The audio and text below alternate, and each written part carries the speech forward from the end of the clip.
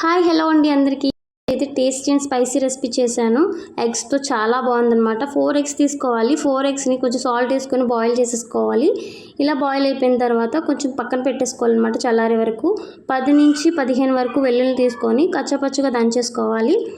దంచేసుకొని ఇందులో 1 table spoon జీలకర్ర కూడా వేసుకొని అదేవిధంగా ఇది కూడా దంచుకోవాలన్నమాట. ఇలా దంచేసుకొని దీంట్లో స్పైసీ కాబట్టి ఇందులోనే యాడ్ చేసుకోవాలన్నమాట. నేను 2 టేబుల్ స్పూన్ కారం వేసుకున్నాను. అలాగే టేస్ట్కి తగ్గ సాల్ట్ కూడా వేసేసుకొని మొత్తం అంతా మిక్స్ అయిపోయేలాగా మనం దంచేసుకొని ఒక ముద్దలా అనేది తయారవుతుందన్నమాట. చూసారు కదా, ఇలా అయితే తయారు చేసుకోవాలన్నమాట. ఇది కర్రీ టేస్ట్ వచ్చేదంతా కూడా ఇదేనండి.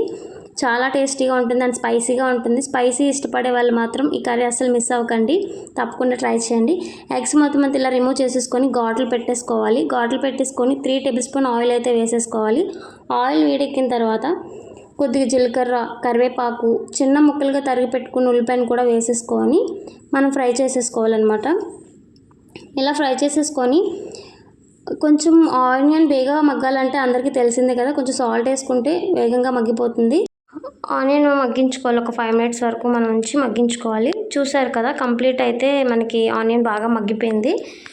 ఇప్పుడు ఇందులో ఒక 1/2 టేబుల్ స్పూను మనం పసుపు అనేది వేసుకోవాలి.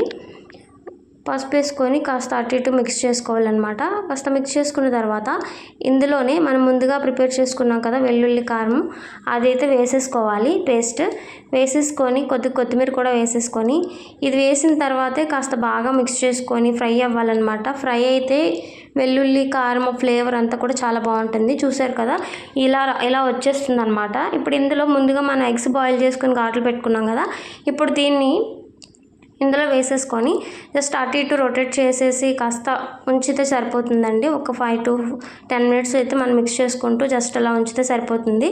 ఇది చాలా ఈజీగా చేసేసుకోవచ్చు. ఈ రెసిపీ చాలా బాగుంటుంది అండ్ స్పైసీగా ఉంటుంది. ఒకసారి ట్రై చేయండి రెసిపీ అయితే. ఈ రెసిపీని వేడివేడి అన్నంలో వేసుకొని తింటే చాలా బాగుంటుంది. వీడియో నచ్చితే లైక్ చేయండి, కామెంట్ చేయండి, మా ఛానల్ సబ్స్క్రైబ్ చేసి సపోర్ట్ చేయండి. Thank you, bye.